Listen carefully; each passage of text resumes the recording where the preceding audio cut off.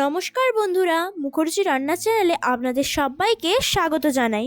আজকে আমি আপনাদেরকে কালাকাঁদ মিষ্টির রেসিপি করে দেখাবো। কালাকাঁদ মিষ্টির রেসিপিটি করার জন্য 1 লিটার দুধকে প্রথমে কড়ার মধ্যে একটা ছাঁকনির সাহায্যে ছেঁকে নিচ্ছি। পুরো দুধটাকে ছেঁকে নিলাম। আপনারা চাইলে দুধের পরিমাণটা বাড়িয়ে কমিয়ে নিতে পারেন। এবারে দুধটাকে একটু নাড়িয়ে নিচ্ছি। এই সময় গ্যাসের ফ্লেমটাকে হাইতে রেখেছি।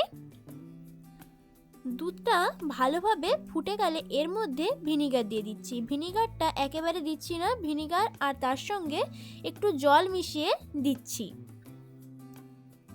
ভিনিগারটা দিয়েও চামচ দিয়ে ভালো করে নাড়িয়ে নিচ্ছি যতক্ষণ না ভালোভাবে ছানা কেটে যাচ্ছে।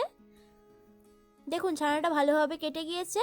এবার একটা ছাঁকনির মধ্যে ছানাটাকে ছেঁকে নিচ্ছি যাতে জলটা ঝরে যায়।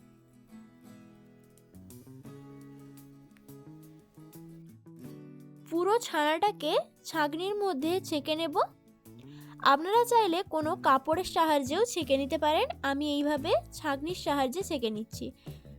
এই দেখুন, এইবারে একটু ঠান্ডা জল দিয়ে ছানাটাকে ধুয়ে নিচ্ছি ভালোভাবে। এইবারে ছানাটাকে হাত দিয়ে উল্টে আবারও ঠান্ডা জল দিয়ে ভালো করে ধুয়ে নিচ্ছি। ছানাটা এইভাবে ঠান্ডা জল দিয়ে ধুয়ে নিলে এর মধ্যে টক স্বাদটা চলে যায়। এবারে ছানাটাকে একটা থালার মধ্যে দিয়ে হাত দিয়ে ভালো করে মাখিয়ে নেব। এইভাবে একটু গুঁড়ো গুঁড়ো করে নেওয়ার পর এর মধ্যে 50 গ্রাম মতন ময়দা দিয়ে দিচ্ছি। 1 লিটার দুধের জন্য 50 গ্রাম ময়দা দিলাম, বেশি ময়দা দিলে ভালো লাগবে না। এবারে 40 গ্রাম চিনি দিয়ে দিচ্ছি। চিনি আর ময়দাটাকে ছানার সঙ্গে ভালো করে মাখিয়ে নেব। চিনিটা যতক্ষণ না মিলে যাচ্ছে ভালোভাবে ততক্ষণ ছানাটাকে এইভাবে মাখিয়ে নেব। খুব বেশি চেপে চেপে মাখার দরকার নেই, এইভাবে একটু মাখিয়ে দিলেই হয়ে যাবে। ছানাটা মাখানো হয়ে গিয়েছে। এদিকে একটা কড়া বসিয়ে নিয়েছি। কড়ার মধ্যে 200 গ্রাম দুধ দিয়ে দিচ্ছি। দুধটা দেওয়ার পর দুধের মধ্যে 100 গ্রাম গুঁড়ো দুধ দিয়ে দিচ্ছি। 200 গ্রাম দুধের জন্য 100 গ্রাম গুঁড়ো দুধ দিয়ে দিয়েছি। এবারে গুঁড়ো দুধটাকে ভালো করে দুধের সঙ্গে মিশিয়ে নিলাম।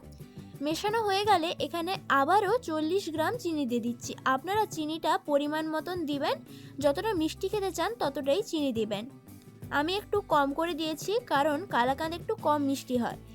এবারে ছানাটাকে এর মধ্যে দিয়ে দিচ্ছি। দুধটা যখন ফুটে যাবে তখন এর মধ্যে ছানাটা দিতে হবে। ছানাটা দেওয়ার পর এর মধ্যে 2টো এলাচ দিয়ে দিচ্ছি। এলাচটা আমি আগে থেকেই ফাটিয়ে রেখেছিলাম। এলাচটাকে দেওয়ার পর ভালো করে খুন্তি দিয়ে মিশিয়ে নিচ্ছি ছানার সঙ্গে। এবারে যতক্ষণ না ঘন হয়ে আসছে দুধটা ততক্ষণ এইভাবেই ফুটিয়ে নেব গ্যাসটাকে হাই ফ্লেমে রেখে। দেখুন ভালো করে নাড়িয়ে নিচ্ছি। এই কালাকাঁদ রেসিপিটা বাড়িতে তৈরি করা খুবই সহজ। আপনারা অবশ্যই বাড়িতে ট্রাই করে দেখতে পারেন। দেখুন এদিকে দুধটাও ঘন হয়ে এসছে। এইরকম যখন ঘন হয়ে যাবে তখন গ্যাসটাকে একেবারে মিডিয়াম ফ্লেমে করে দিতে হবে, না হলে নিচে বসে যেতে পারে। দেখুন ভালো করে নাড়িয়ে নিলাম। এটাকে আরও একটু ঘন করে নিচ্ছি। দেখুন এবারে একটা থালার মধ্যে নামিয়ে নেব। থালাটায় নামানোর আগে একটা কাগজ দিয়ে ভালো করে তেল ব্রাশ করে রেখেছিলাম। ওই থালাটার মধ্যে এবারে এই মিষ্টিটাকে নামিয়ে নিচ্ছি। পুরো মিষ্টিটাকে নামানো হয়ে গেলে একটা স্প্যাচুলার সাহায্যে ভালো করে এটা সমান করে নিতে হবে। দেখুন এইভাবে স্প্যাচুলা দিয়ে চেপে চেপে সমান করে নিচ্ছি পুরো মিষ্টিটাকে। দেখুন কত সহজে কালাকাঁদের রেসিপিটি তৈরি হয়ে গেল। এবারে কালাকাঁদটাকে কেটে নিচ্ছি। এইভাবে একটু বড় বড় করে কেটে নিচ্ছি। আপনারা আপনাদের সাইজ মতন কেটে নেবেন।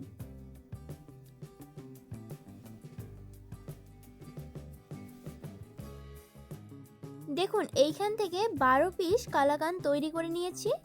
এবারে এটা আরেকটা থালার মধ্যে নিয়ে নিয়েছি। দেখুন কত সুন্দর দেখতে লাগছে। এই রেসিপিটি যদি আপনাদের ভালো লেগে থাকে তাহলে লাইক এবং কমেন্ট করবেন। আর এরকম আরও নতুন নতুন রেসিপি পাওয়ার জন্য চ্যানেলটিকে সাবস্ক্রাইব করে রাখবেন। ধন্যবাদ পুরো রেসিপিটা শেষ পর্যন্ত দেখার জন্য।